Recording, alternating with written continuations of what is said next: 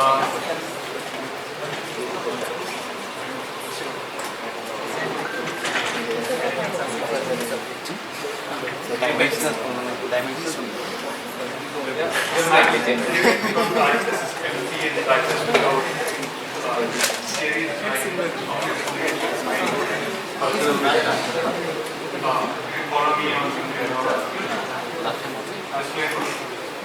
pictures are from Google.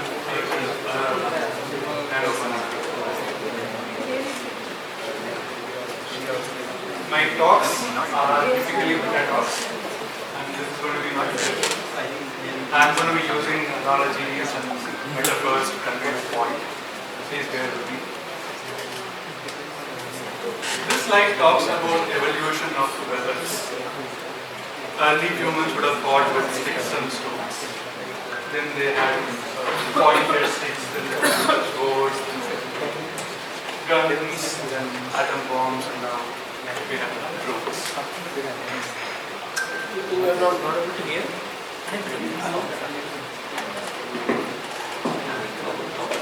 How about now? Better. So here's another data. Over time, the obesity levels have increased both in urban and rural areas. And it is even prevalent among people who move from rural areas to urban areas.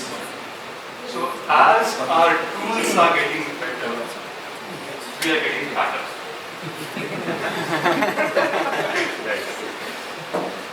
Okay, volunteer. Simple question. Madam, what were you doing on the 23rd of July 2017? I was working in Oracle. What did you do?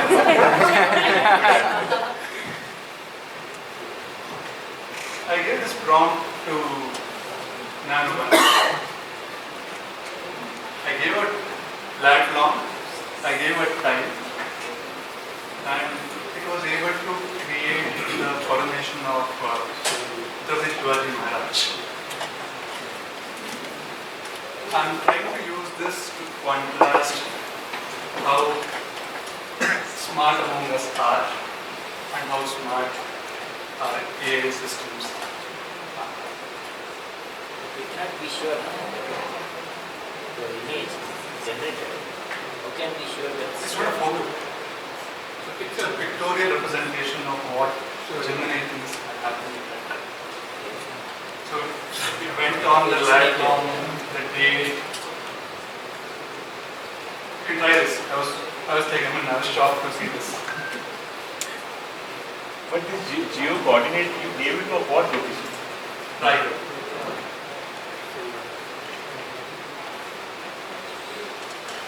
So here are a couple of relevant articles. They found that college students are having trouble rounding numbers and adding fractions. And here this report talks about job tricks to work which involve repetitive patterns. So again, extrapolating how tools are evolving, how humans are evolving. Now it's come to AI, and earlier it was more physical attributes. Now it has come to mental attributes. Check out this article. The author speaks about end of thinking. He hypothesizes or he's observed how humans are thinking less with AI. Now, those of you who remember this is from the Terminator movie. Are we going to make it? I don't know. But I'm going to talk about some ideas which will help us. So these are pictures from US Army during the World War II, and it's more contemporary picture. You can observe how the soldiers now are more muscular. While the common men have become weaker and fatter. A select few have become stronger. And I hypothesize this is how at least the near future will be with AI. More of us will have trouble counting, adding, and thinking. But few of us who know how to exploit AI will be able to use it for more powerful applications. And I'm going to talk about some ideas. For example, cab drivers in US and London, they supposedly had more cerebral activities and better brains because navigating in London was supposedly a non-trivial task. And they followed them and they retired and drastically their activity reduced. So it's not just about continuing to think. I think the future belongs to people who think better. And the answer to this is critical thinking. We need to think better than what we are used to survive or flourish in the time of AI. And so there are multiple subcategories within the critical thinking mindset. And today I'll focus on one of those topics, which is called as the dimensional thinking. So a set of ideas I'm talking about today are applicable to software engineers and software architects in their day job. It is applicable to the systems they would be building, or it is applicable to even a common man. So these ideas are pervasive.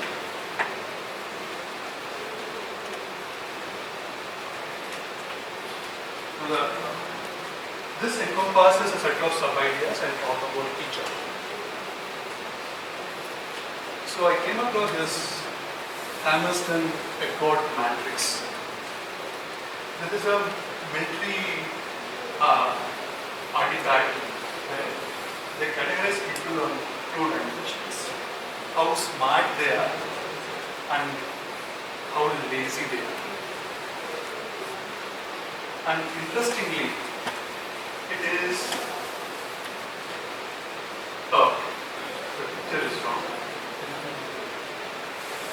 So, okay, this is an example of hallucination.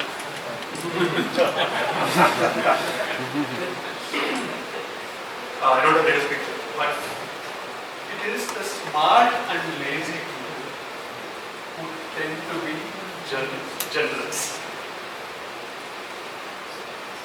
The hard-working and smart people tend to work for smart and lazy people. And the lowest of this would be dumb and lazy. And if you were to extrapolate this as well, so we can categorize engineers and programmers into these four quadrants. And the smart folks ignore the legends, but the smart and lazy engineers are the ones who I hypothesize are going to be the people going forward, who will prosper.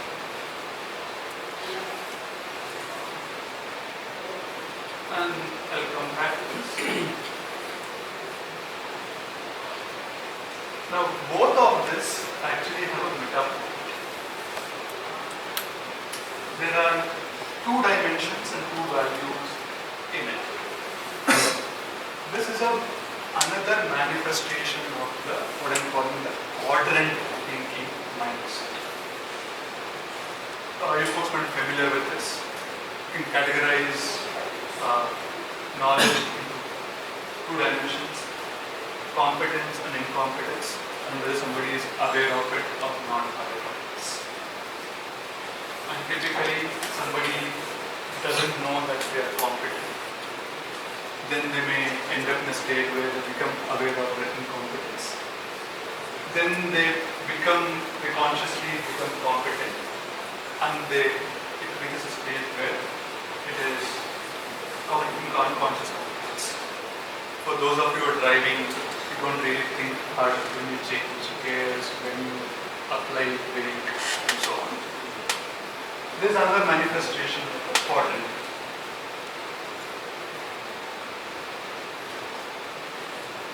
Now, in this talk, I will refer to other talks and articles of mine. And like I said, this is one of the more meta of my talks. So, the last time I was here, I spoke about the simplexity mindset, where we divide systems into two quadrants. Whether the system is small or big, whether it is structured or unstructured. And I was saying the magic quadrant is the simplex quadrant, where it is big and structured. I received this message from one of the participants in that talk. This made my day. So he spoke about how he was working on an idea where he was trying to simplify a hard business, and he will appreciate this. Again, for those of you who want the link to my talk. The quadrant mindset can be applied for monoliths versus microservices. You can categorize software systems in two dimensions, whether distributed or not, and whether they're structured or not. So, adoption of distributed computing without adoption of modularity is a catastrophe waiting to happen. This I have covered in a talk of mine, but again, I want to show that the entire talk is an application of the quadrant mindset.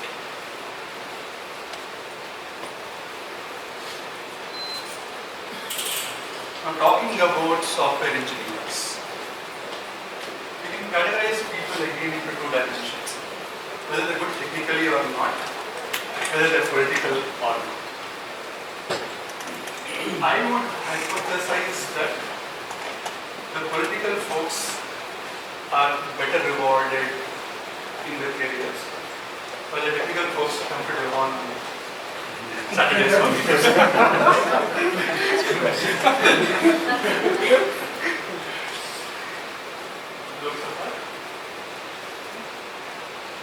I will further use this model. We can categorize engineers going forward on two dimensions, whether they're smart or not, and whether they adopt AI or not. And I ran into this beautiful meme. This kind of, so compared to this row, I suspect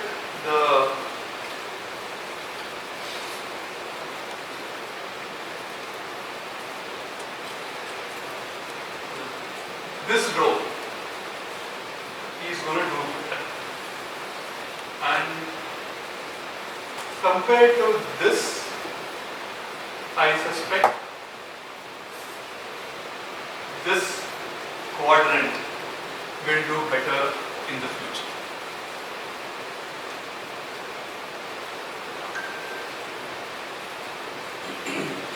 Yes. Now I'll talk about the various sub-ideas. When you go to a restaurant, what do you look forward to in the restaurant? The food would have potentials. Cheap, right? Reasonable price. Different kind of dishes, something new from the world. When you buy a car, what would be the parameters?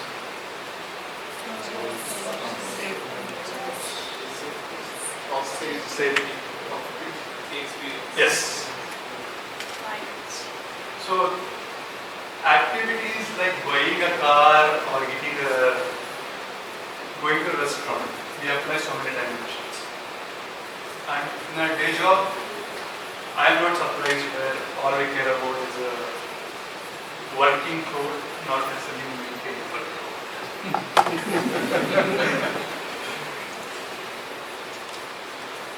Now, this slide I talk about, on a personal level, we should care about health, wealth, and happiness.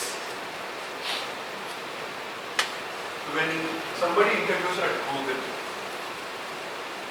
there are data structures grounds, there are system design grounds, and there are cultural grounds.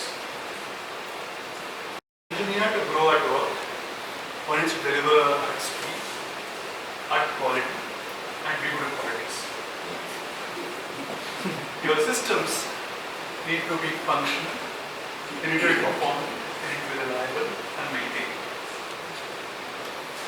You want a database to display autonomy, consistency, isolation, and usability.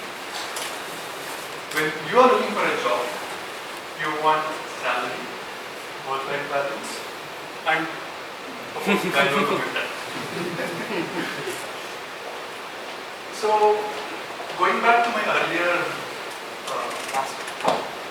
statement, the dimensional thinking is applicable on a personal level, on a professional level, and systems of people.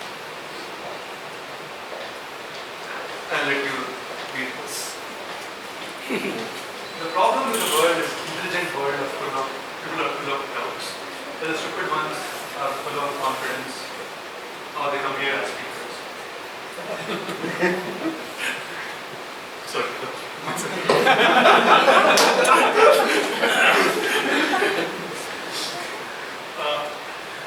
The takeaway I wanted from this slide is this, unfortunately, is true. Whether you look at your social media or at work, the vocal folks tend to be given importance.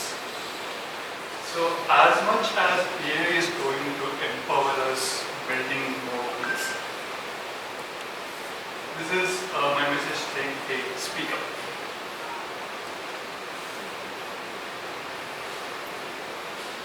This slide I show I compare sportsmen playing 4 different sports. A jockey is meant to be as light as possible. A basketball player is meant to be as tall as possible. A gymnast as flexible as possible. And a weightlifter as strong as possible. So you see, there is no universal body build which is applicable to be a good jockey, good basketball player, good gymnast, and good weightlifter. Now, what is an ideal database? Answer would be, it depends. There is some scenarios where MySQL will be great, some Cassandra, and some is Google Span. So, similar to figuring out what is the right body type for being a jockey, I've spoken about what is how to think about data source. Similarly, I've spoken about how we think of architecture, think in terms of dimensions.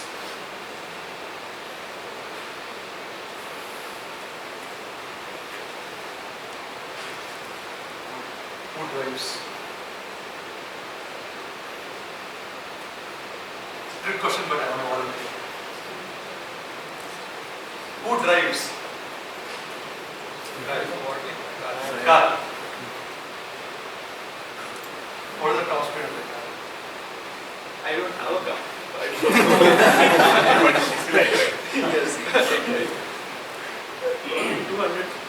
what's the average speed of Meetup? 70, 80.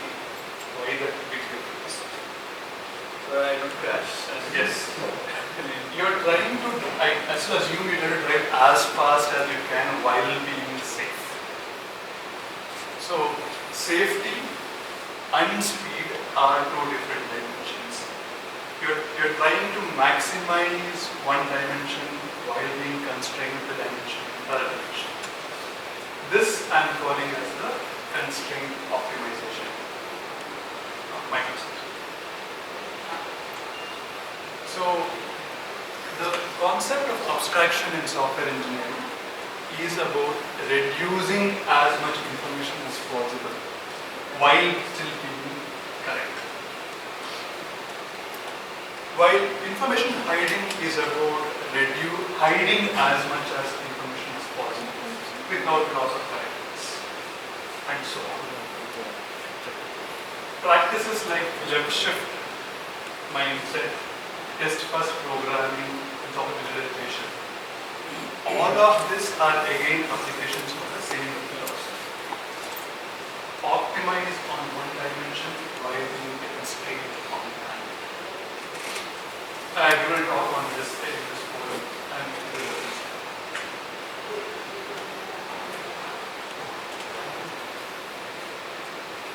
talking about databases. In the presence of network partitions, you can have exactly one of availability and consistency. So, between two dimensions, you have exactly one option.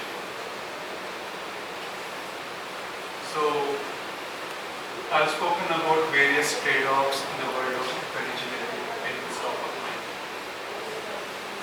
Yeah, talking about food. Would you want tasty and unhealthy food? Nutritious and bland food? Or you want tasty and nutritious food? So these aren't always mutually exclusive. One can write software fast while maintaining quality. Parts of your design may involve top-down design, while other parts may have bottom-up design. In the world of manufacturing, there are two different parameters. Design for manufacturing. Say how much time does a car require to be on the assembly floor? While design for assembly is how fast can it design it?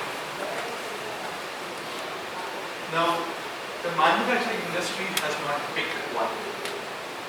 They try to optimize both of them. So, I speak about many such assumed false dilemmas in software engineering in this talk of mine. This is my first talk in this. So folks, I can go on.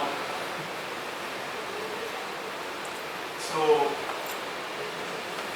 critical thinking has multiple sub-ideas. One of them is the dimensional thinking. I spoke about quadrant thinking, part in the picture, blind spots, false dilemmas, and so on. Yeah. These ideas are captured as Medium articles, and there is a generic idea and two blogs about software engineering. Open to questions, criticism, comments, sarcastic jokes. Yeah. I have a question. So you mentioned that in software, you can actually optimize for both speed and quality. But oftentimes what happens is we are given a very tight deadline. For that, people have to deliver at speed without maintaining the quality.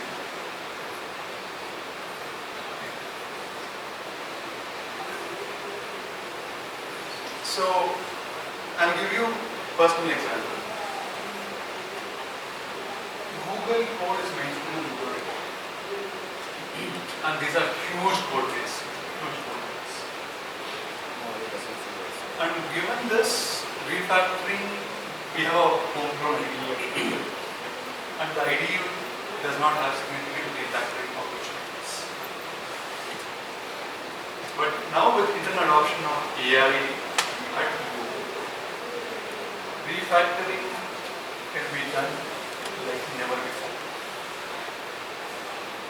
So, to go back to the quadrant, the introspect, hard-working, AI-adopting engineer can make a difference. You actually get quality with AI. Yes. There is no other way to actually. Now, if you remember, I had given this example. How do you write a program to find the fourth largest integer in an array? That's what How do you know that? Probably have some kind of functions. But it's not interview. Go ahead. you can use a heap to kind of. Okay. If you didn't have a heap, will you build a heap abstraction? Would you keep the heap in a separate method or a separate class versus the find fourth largest? I want to be separate. So the common answer to this question is we will use sorting and find the fourth largest. And ask the same question. Will you keep sort within the find fourth largest or the separate? And the answer is I'll keep it separate. So in a 8-line program, people want modularity. And for some reason, 10,000 lines don't do the same modularity. So it's like the stupid people in noise and smart people are adults. Pennywise found foolishness. Yeah. But the fundamental premise I had was the quantum of code and functionality each engineer is going to be responsible for will only increase with time. So we will either have fewer engineers or as an industry we will attack bigger problems. Either way, modularity is going to be a lot more important than ever before. One question, Naveen. So thank you for taking us this very exciting thought. My only question is, in terms of, I also firmly believe that after the AI turning up, cognitive thinking frequency has to go up. But the problem that I see across, right, when LLM, you ask anything in terms of code or in terms of any logical thought, the moment it gives you answer, right, we as a consumer are ended up becoming only the consumer. We don't give a thought. The moment answer is right in the front of you, you accept it and you are done. So you don't have a time to think. Okay, I'll talk about this slide of mine. I get to the problem with this slide. I got the right diagrams, but I missed copy. And here I'm looking like a fool in front of all of you. But I could have stopped much earlier. But the point is, the takeaway I'm saying is, you have a tool in front of you which will make you dumb or which can make you smart. Had I handcrafted each of these slides, I would have been ready with the next iteration. I was able to accomplish a lot of this in a few hours today. So again, I detected the problems. Had I not detected the problems, I wouldn't have been ready for what happened. So again, the natural tendency when you have processed salty, sugary food in front of you Just grab it. Grab it or go for a walk. Now, I believe we are an industry of overpaid professionals. I disagree. But everybody feels his salary is less. Look, compared to most other industries, we are paid better. So, if you compare that intelligence to compensation, I think we are overpaid. We are also paid. No, but again, I'm very good.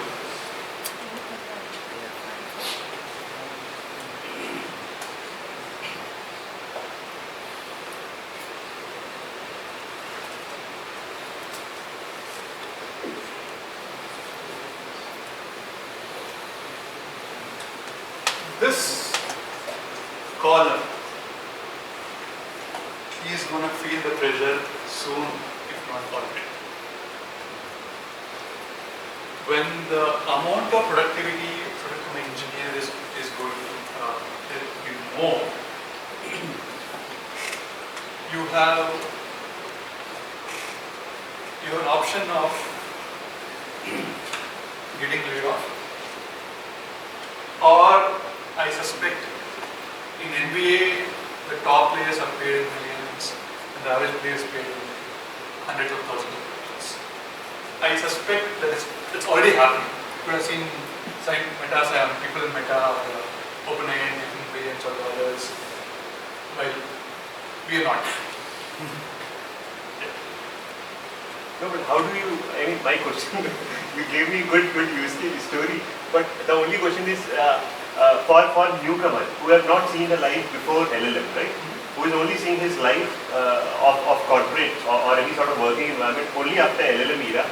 How do I make them explain that why cognitive thinking, and how do you take AI as your tool rather than putting, capturing everything in one shot and not giving thought process to the data that you capture?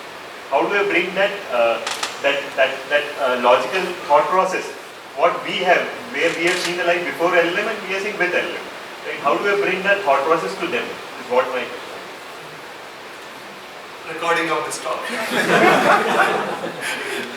Jokes apart, I mean, some people can be explained with analogies, some people directly with their job, some people have to be given the stick, some people have to be given the hook. There is no universal. But one of the things I try to advocate is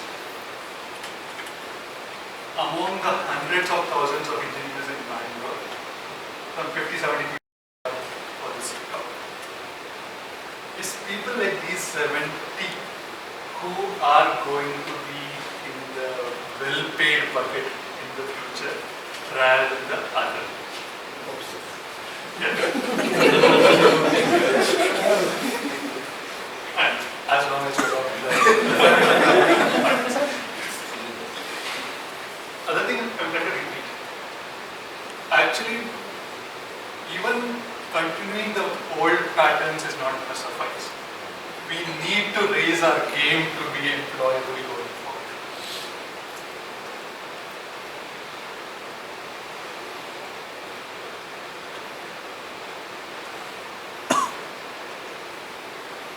How do you raise the game being a fresher? Question. Write code, read code, critique code. So, I'll give you an example. It takes me about 20 hours, 20 to 40 hours to write a book, which is read in 8 minutes. We went 8 minutes. When I started using LLMs, I was able to get them in like 8 hours, 4 hours. But I am tackling more ambitious topics now.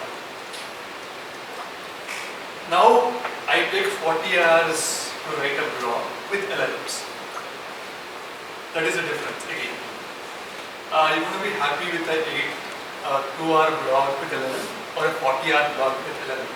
So now your time has gone up after LLM. Is that what you mean? Yeah, I'm tackling more ambitious projects, more ambitious ideas. So, yeah. To combine or collate both of your idea with your concerns, ask questions. None of us had the liberty of having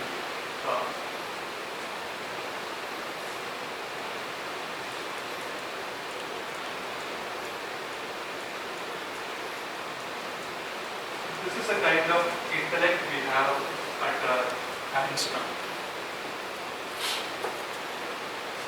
You can have papers analyzed to you by Gemini and ChatGPT.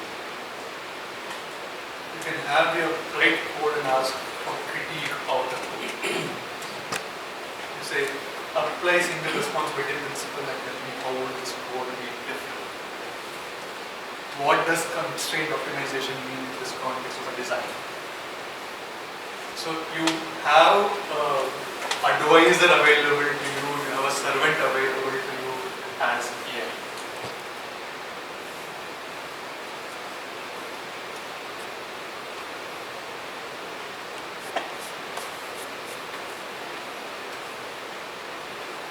Yes, this is the future. What if management doesn't realize like the right side is the future? What if the management doesn't realize like the right side is the future? There's going to be an adjustment phase for sure.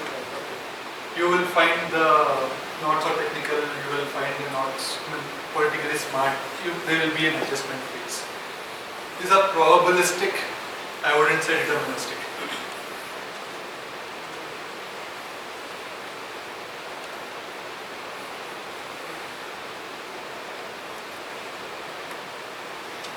How much we can trust LLM output? I made a fool of myself. But the rest of our slides also are made by LLMs. So I'll point you to a blog of mine, the plain model. I couldn't conceive of the ideas by myself. So the chat agents are giving me ideas. But it took me a lot of iterations to refine from that.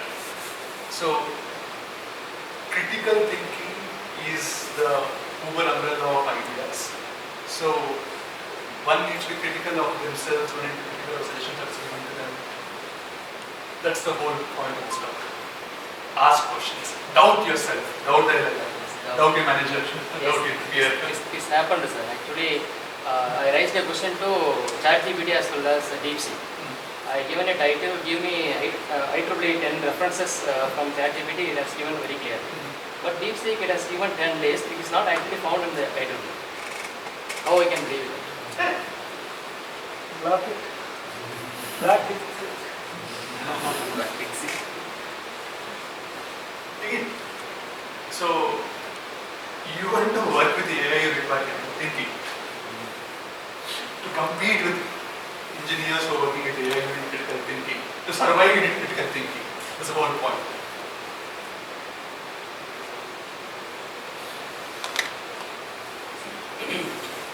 Your perspective, right? It's like when engineers were there earlier, we used to use slide rules. This is a perspective I think some HP or some company did, right? So one computer could replace 1,000 engineers who are using slide rules. Who are using? One compact computer was replacing 1,000 engineers who would use slide rules. Instead you can have just one computer and that engineer. Earlier you had to maybe do calculations with slide rules. Right? And now again AI is we're again at the same place. Look, when was the last time how frequently do you use UPI? How frequently do you use your apps for banking? So every industry has been affected by advances in computing. We are getting affected. Now the big credit shots and HDFCs and ICICIs are, I assume, smarter than before. While the average banker might not be as smart as they used to. The same distribution.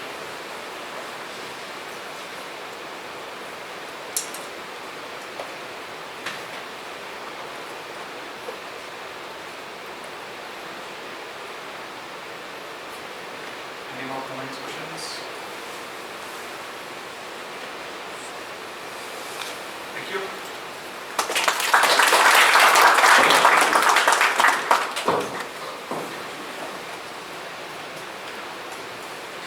Can you go back to the first one? I just want to update the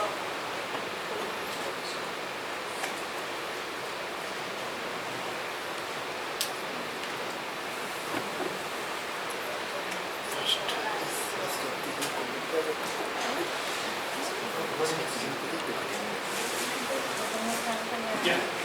You said about dimensional, so like there are some dimensions like when you are working at large corporate, so there are some dimensions that is fixed on like very large assembly.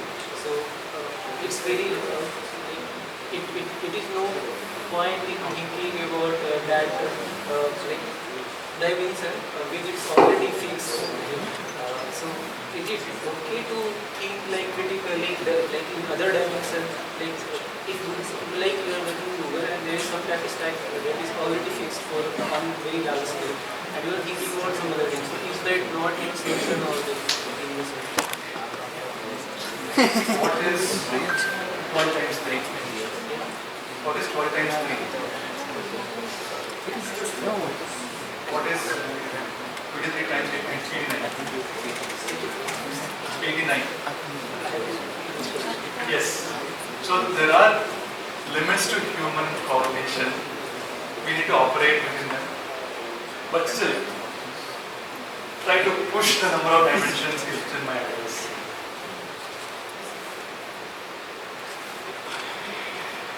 I think AI adoption is going very good, very good direction because many companies are using AI. But from see, many adoption is most of them are doing. So the last 60 odd pull requests I raised in Google have all been AI generated. Sorry, can you repeat that? 60 odd pull requests I have raised are AI via AI prompts. This is understood. Like we are using AI system for coding. What I understand that how companies are using AI to create products. I am not AI expert.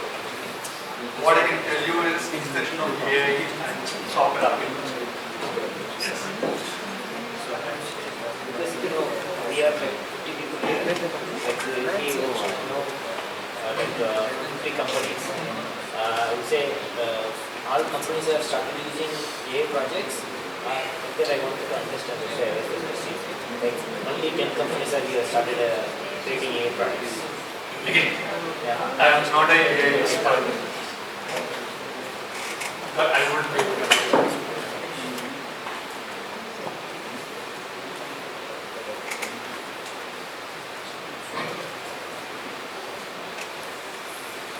Thanks, Naveen, for sharing your information. Big round of applause to Naveen.